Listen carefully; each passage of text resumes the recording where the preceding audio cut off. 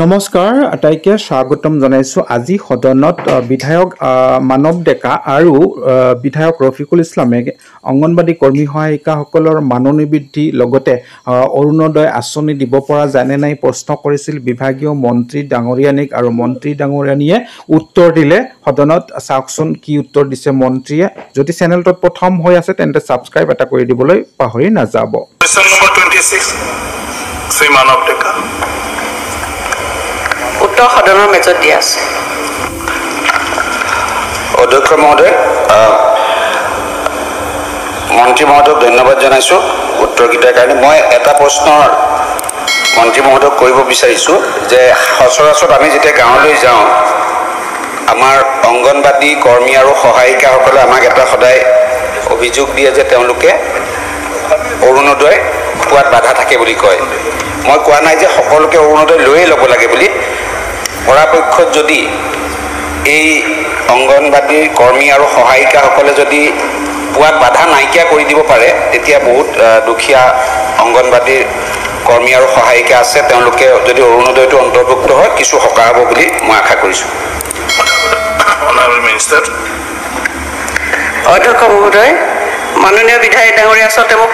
পোষণ অভিযানৰ কথা কৈছিলে আৰু তেখেতে অৰুণোদয় আঁচনিৰ কথা ক'লে মই বিধায়ক ডাঙৰীয়াক কৈছোঁ যে অঙ্গনবাদী কৰ্মী আৰু সহায়িকাসকলে আমাৰ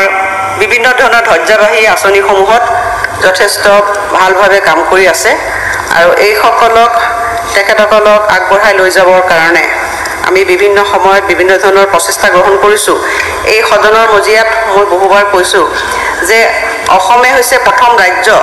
যিখন ৰাজ্যই অঙ্গনবাদী কৰ্মী আৰু সহায়িকাসকলৰ ৰিটায়াৰমেণ্ট তেওঁলোকৰ এজ আমি সিদ্ধান্ত 60 বছৰ কৰিছোঁ আৰু তেওঁলোকৰ ৰিটায়াৰমেণ্ট হোৱাৰ পিছত অঙ্গনবাদী কৰ্মীগৰাকীয়ে 4 লাখ টকা পায় তাৰপিছত মিনিবিলাকৰ 3 লাখ টকা পায় আৰু তেওঁলোকৰ হেল্পাৰবিলাকে 2 লাখ টকা পায় আমি অসমে প্ৰথম ৰাজ্য আৰু বিভিন্ন ক্ষেত্ৰত তেওঁলোকে যিখিনি মাননি বৃত্তি গোটেইখিনি কথা আমাক জনাই আছে মই তেওঁলোকৰ লগত বহুবাৰ বহিছোঁ আৰু অৰুণোদয়ৰ কথাও কৈছে ভৱিষ্যতে এই গোটেইখিনি কথাই আমি চিন্তা চৰ্চা কৰিম ধন্যবাদ Question number 27 আছে কিবা সাপ্লিমেন্টাৰি মাননীয় অধ্যক্ষ মহোদয় মন্ত্ৰী মহোদয়ে কৈছে যে অঙ্গনবাদী ওয়াৰ্কাৰ আৰু কৰ্মীসকলে ৰিটায়াৰমেণ্টত গ'লে তেখেতসকলক এটা সকাহ দিব হয় এইটো ভাল কথা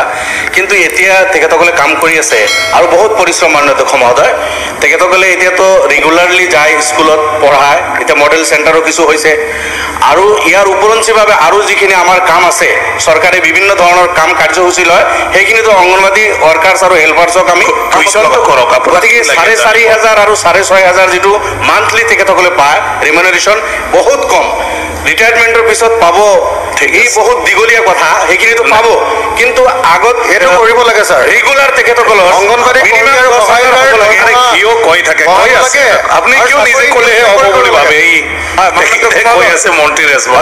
মন্ত্ৰী মহোদয়ৰ পৰা আমি এইটো বিচাৰিব মিনিষ্টাৰ গোটেই অসমৰে বঢ়াব না নবঢ়াব এইটো কুৱেশ্যন দে হৈছে 10,000 আৰু 12,000 ওয়াৰ্কাৰ্সে মিনিমাম এইখিনি হ'ব লাগে তেখেতসকলৰ ঠিক আছে মন্ত্ৰী ঠিক আছে